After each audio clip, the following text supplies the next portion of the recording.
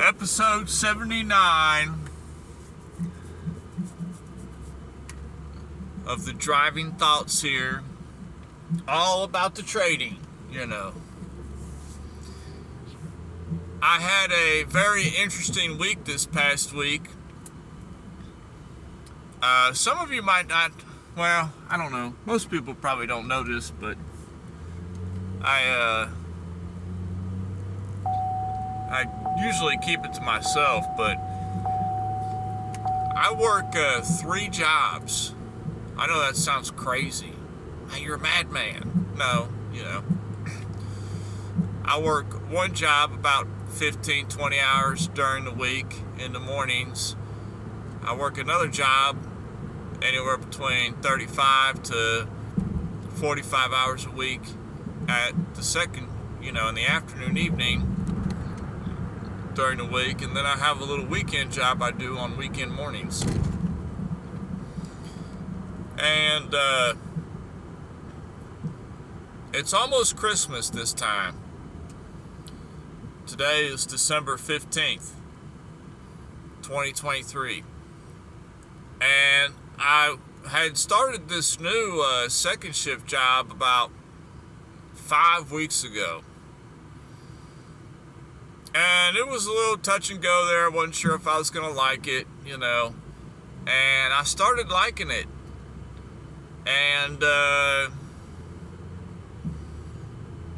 it just cracked me up because a couple days ago they decided, okay, we're going to shut down second shift and we're only going to be running first shift, and 90% of everybody on second shift's getting laid off, And of course I only been there 5 weeks, so no big deal. I was one of them that got laid off. But what does this have to do with trading? I'll tell you. I found it funny that the company would do something like that to its employees, like just a little bit before Christmas, Whether they knew it was going to happen ahead of time or not, or they've been planning it for a couple months, that's fine, no big deal. But just the perception of, hey, it's like a week before Christmas and we're going to shut you down, and nobody's going to get paid nothing before Christmas. That's kind of like a real big,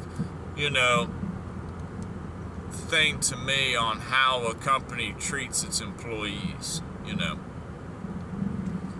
And I found it, I really just found it kind of like they showed their hand. They really showed how they are as far as the way that they treat their employees.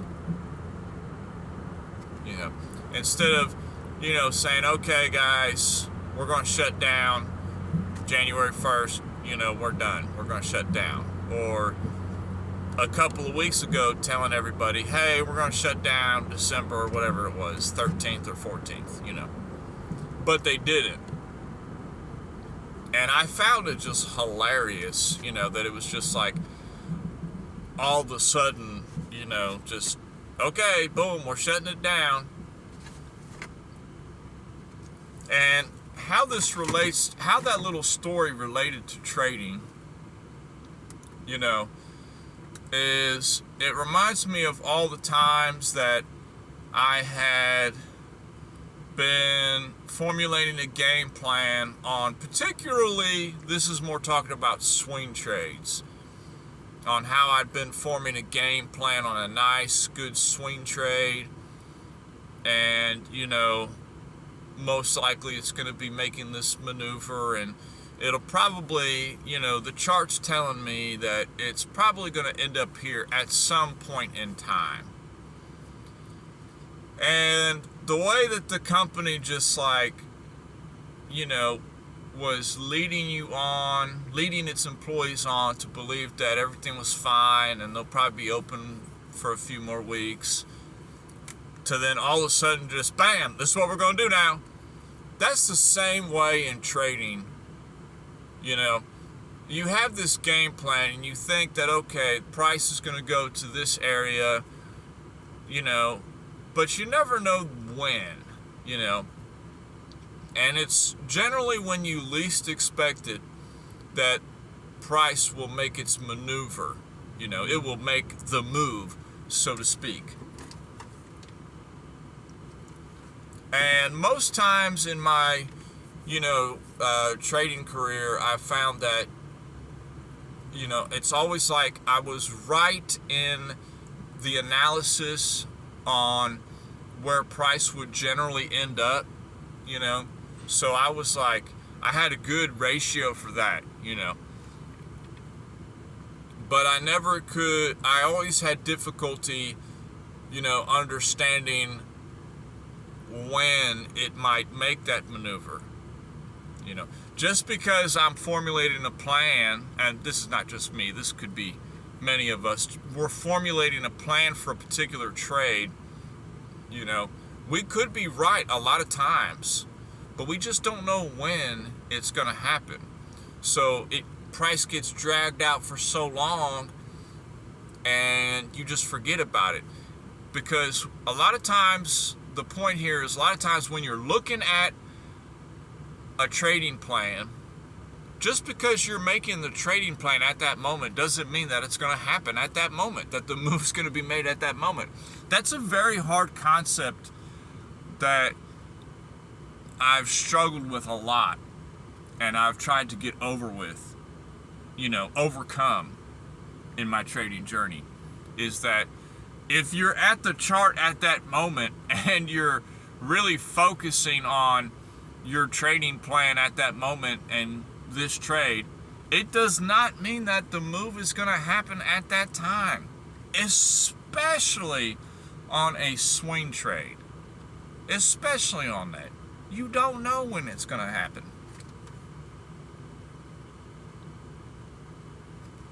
And that was kind of, the key point of today is, a lot of people, they get so used to the small time frames that, they see a maneuver happen or a trade happen within a short amount of time, 10, 15, 20 minutes,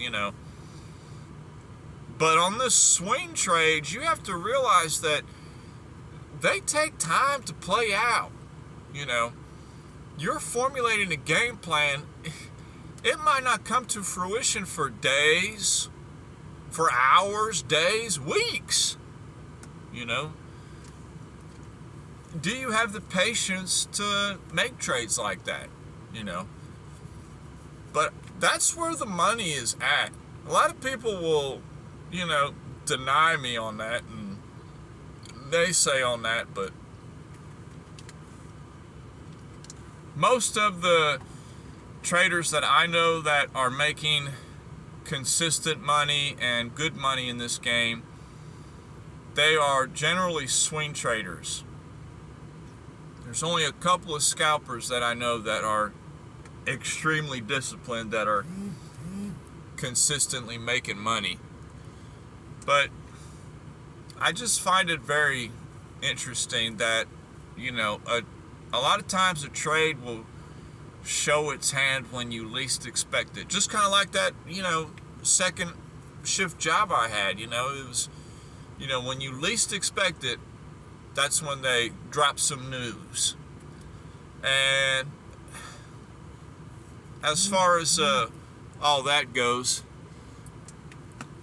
new subject about as far as what's been going on lately with some things we've been looking at. Mostly I talk about the Forex market and a lot of pairs on that and trades on that. But I was a little bit interested. This is just an interesting story, and it'll tell you about how certain things are with investing and trading. About a month ago, there was this company that got all over the news. I saw it got listed on, I think it got listed on an exchange, and it was they made chips, microchips. And I just saw them on the news about a month ago, and I thought to myself, oh, that's a terrible time to buy a stock, when it's getting on the mainstream news. And it got listed, and it was like $60 some or $70 when it got listed. And it wasn't even like a week later after I saw that news. I put it on my watch list because I was just interested. I was like, oh, this is interesting. Why would they be putting this on the news? Let me watch this.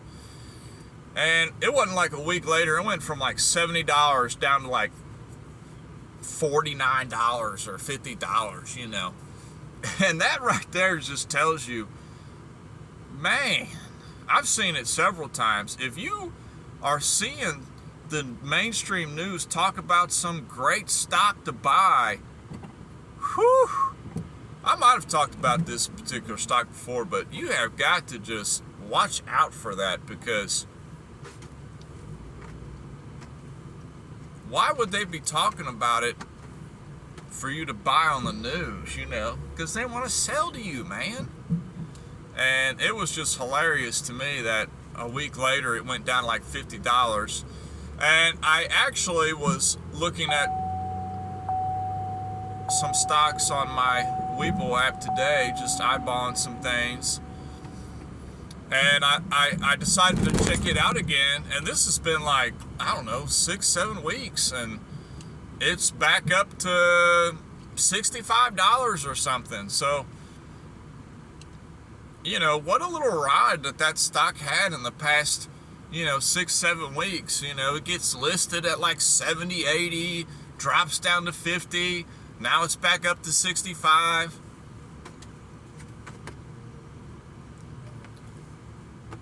That's why you really got to watch, if you learn about trading and technicals, you could really save yourself a lot of headache. Because I'm sure there was a lot of people out there that, they saw it on the news and they bought it at $70, and then a week later it dropped down to 50, and they said, oh, I've lost all this money, and they sold it all at a loss.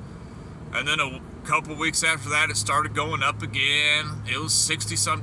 They said, okay, it's gonna go up, let me buy it again. And they bought it again. And it wouldn't surprise me if a couple weeks from now it goes back down to $55 or something. That's the game. That's the emotional game of trading and investing can play on you. And I feel bad for a lot of people that, I'm not a wealthy person by any means, I'm dirt poor. But I work, and I work on my trading craft in order to up my game. I'm learning a skill. And it's a pretty interesting thing where I know I'm getting ever closer to my goal when I see certain things play out, and I say, ooh, you can see where people are losing money. And when you start to see where people lose money, that's where the market presents an opportunity for yourself to make money. And another thing, our dollar yen finally made that little move that we were calling for a few months ago. It went up to the 150 range, and the past, few days, it finally dropped down. It finally dropped down to the bottom of that pattern we had drawn on our daily chart. I had it like maybe the 138 range.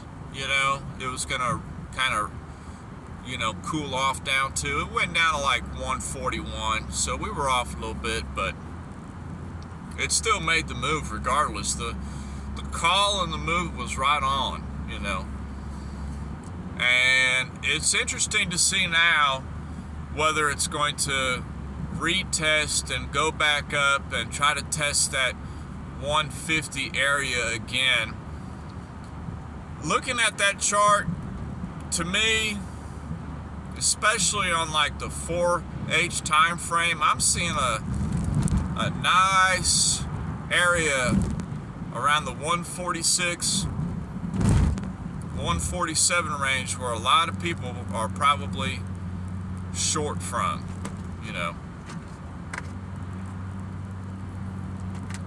A lot of people that have probably got short from the highs, they've probably moved their stops down to the 147 area. And there's a lot of people that probably shorted that 146, 147 area, and they got a lot of stops around there. And I just, when price starts going down, people start going short. When price starts going up, people start going long. That's just the nature of the beast. That's how it goes, you know.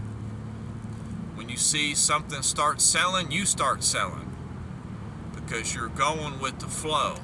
But you never know when you're next and price will reverse and take your money, because that's the market. The market is there to take people's money. But those are just some thoughts, you know. I know I'm going all over the place on subjects today. I don't know why I'm so chattery today. But the last thing I'll leave you with is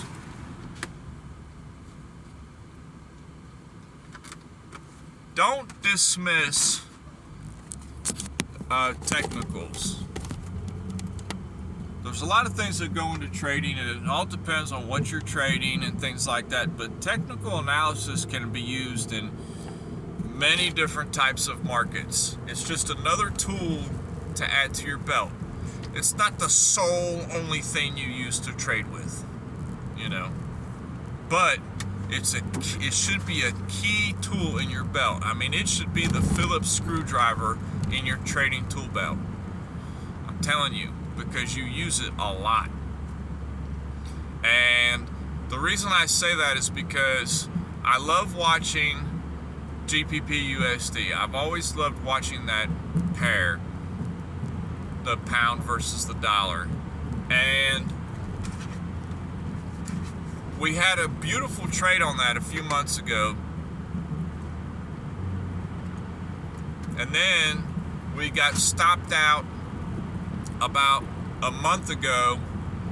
It was a beautiful trade plan setup, but we were incorrect on how deep it was going to retrace. It retraced a little further than we wanted to. I talked about this on another episode. You know, we were looking at like a 70%, 75% retrace, and it dragged it like 90% of the way down of the structure, which is pretty deep, you know. That's ugly.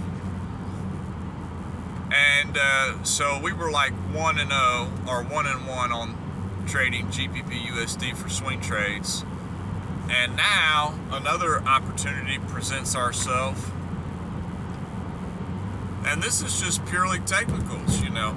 And the reason I say that is because all of these trades were just simple market structure with a little Fibonacci on it. And you know, if you're into trading and you've been trading for a while, you know all about market structure, you know all about Fibonacci's, but you know, I don't have any recommendations on anything other than a good thing. One thing I wish I had started with on my trading journey is learning about market structure and watching anything and everything and paying for anything and everything I could to learn about market structure, because it gives you key insight into levels to look at and areas to look at. You know, okay, this is the section we're talking about right now, so I'm going to work on this section, and it gives you invalidation points of when the whole building is over. You know, it's like moving from building to building. That's a good analogy. To me, market structure is a good analogy of just going from building to building in trading. You know, you walk in this building, okay, what can we do here in this building? What kind of work can we get done here in this building? But when you see that the trade has left the building, then you need to leave the building too. That building is finished. You're done with whatever project was in that building. It's over. That's a good thing about market structure. So I would watch a lot of things about market structure. And then maybe work your way into any other technicals, you know.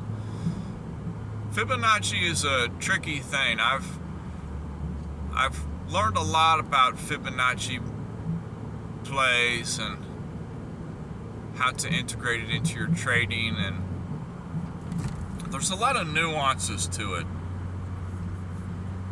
And there's a lot of different levels that a lot of people use. And generally, if you see a lot of people if you see the masses using certain levels, then you might want to use something else. You don't want to do what everybody else is doing,